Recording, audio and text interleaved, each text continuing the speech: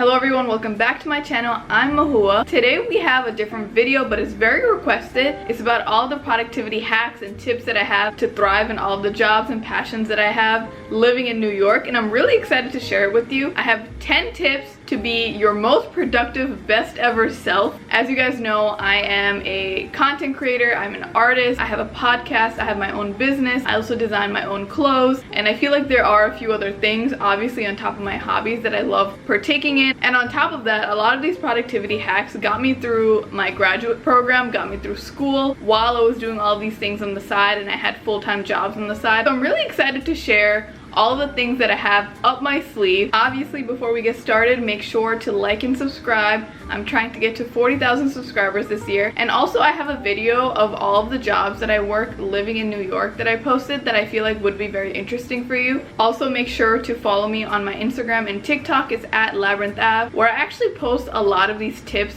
more frequently on those platforms. I post literally multiple times every single day. So if you want to have more in-depth tips, make sure to follow me on those platforms. Let's get started into tip number 1. The first thing that you have to do to help your productivity is to do some trial and error. See if you are a morning or a night person. See if you like working by yourself at home or working at a cafe, working at a library, working somewhere where there are a lot of other people to help support you, to motivate you, because this is something that will really drastically change how productive you are. So I've realized that I like being a morning person. A lot of people are also morning people, but they just don't have the discipline to wake up early and actually be morning people. So you have to really figure out if you are a morning or a night person, because a lot of people just get so tired by the end of the day and they just want to relax at the end of the day. So maybe then you are a morning person and you just don't know it. So you really have to build that discipline, have that habit to wake up early if you are a morning person. And then on top of that, if you like working at home, don't go to the library with your friends. I realized that when I was going to the library with my friends, I got no work done.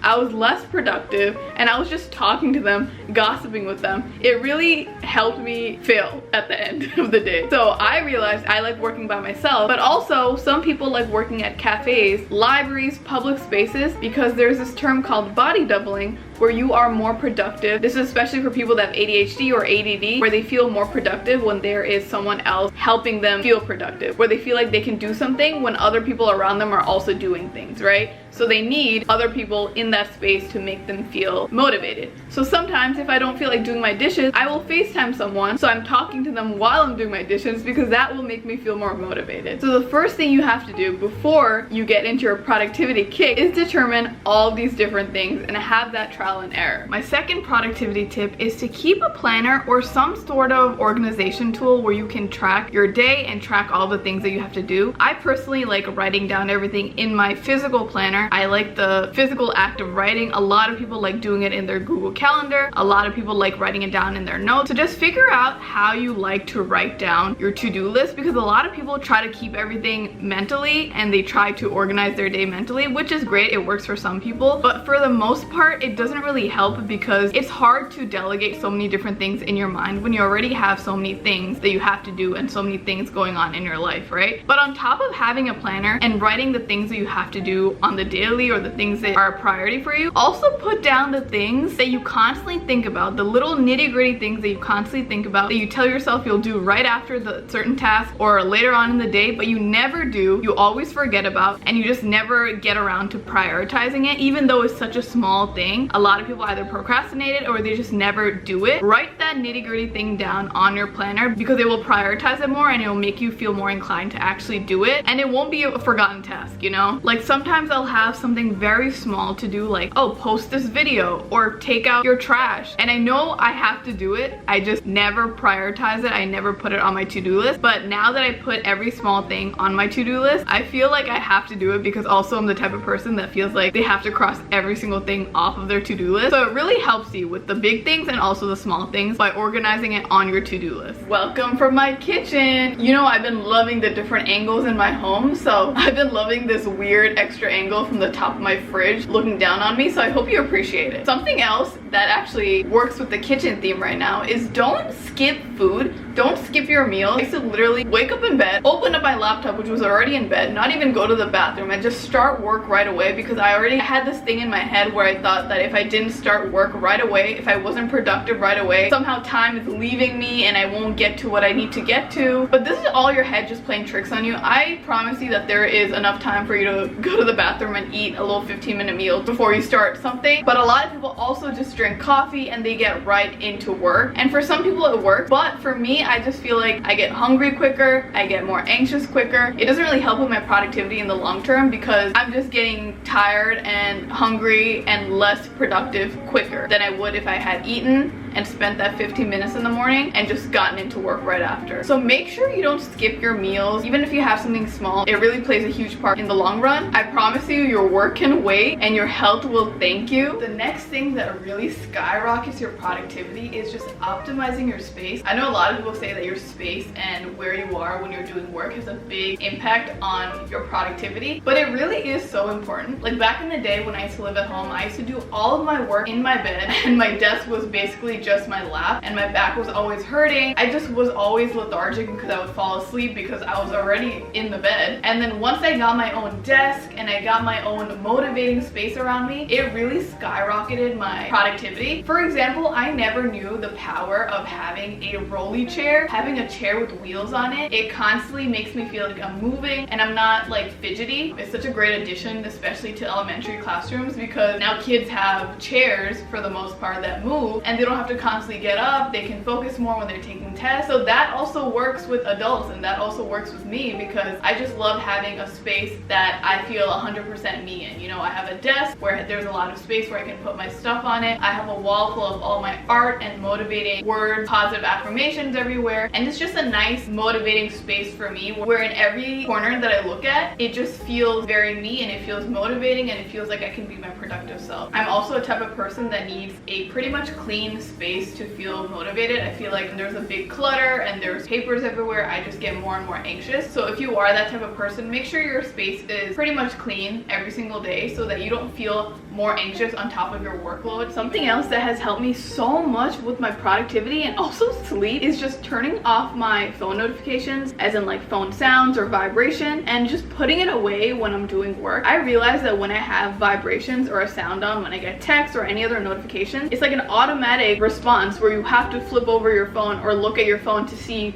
who's texting you or like what the notification is, and I hated that so much. So I had to turn off my vibrations and turn off my notifications for a lot of my apps so I can sleep better, because I realized that the sounds and the vibrations were waking me up. And also, I'm not just like constantly on edge looking at my phone. It is such a big distraction. So now what I do is just put my phone away somewhere where I cannot reach it. You know, I'm a type of person that when I'm sitting down at my desk, I'm sitting down, so I'm not gonna go get up and get my phone every single second or every single minute. So I put it away a little bit further away. I put it underneath my bed covers while it's charging, and then I'm doing my work at my desk. It makes things so much more seamless. You're not constantly distracted by your phone. And sometimes I'll just like check the Instagram app or the TikTok app from my laptop so that I'm not constantly going through my phone as well. It really helps so much, especially if you feel like you are constantly on your phone, you're getting distracted easily, you're not as productive. This is such a good hack because it just prevents you from doing all those things. Something else that has really helped with my productivity is just not multitasking anymore. I think nowadays a lot of people want to feel more stimulated, so they do multiple things at the same time. They'll have like 3 different screens. They'll have their laptop, their iPad, their computer screen with 3 different screens on it. So you're doing emails at the same time while you're also doing a homework assignment, while you're also watching a video. In the long run, that doesn't really help. A lot of people think that they are actually doing more by doing so many things at the same time, and they're actually finishing all their tasks quicker. But really, I think that's false. And you're actually finishing things at a slower rate. You've convinced yourself that you're doing it quicker because you're doing so many things at the same time. If you actually focus on one task at one time and finish that and then move on to the next task, it makes makes things so much better. You are giving your 100% to that one thing, and you're also finishing things at a quicker rate because you're not dividing up parts of yourself for each different thing. You're giving your all to one thing at different times. So something else with productivity is that a lot of people make excuses, which is normal. So a lot of people will say that they don't have time to do something, or that they'll do something when they're feeling more inspired and motivated to do it. But the harsh truth is that you will never feel 100% ready to do something. And also, if you constantly wait for when you have more time, you will actually never do it, because that's just a mental block where you're convincing yourself you don't have time, where really it's just you having to make that discipline and you reframing your mind into thinking that you're saying that you don't have time, but all you have to do is make a better incentive for you to feel like you have more time and what you actually do with the time that you do have. There are days where I don't feel like doing art. There are days where I don't feel like making my designs or working on my business, because obviously those are strenuous things, even though those are my passion. I cannot wait around until I am 100% inspired to make an art piece or 100% inspired to work on my business, because then I'll never get anything done. At the end of the day, you will never feel excited about studying for the most part.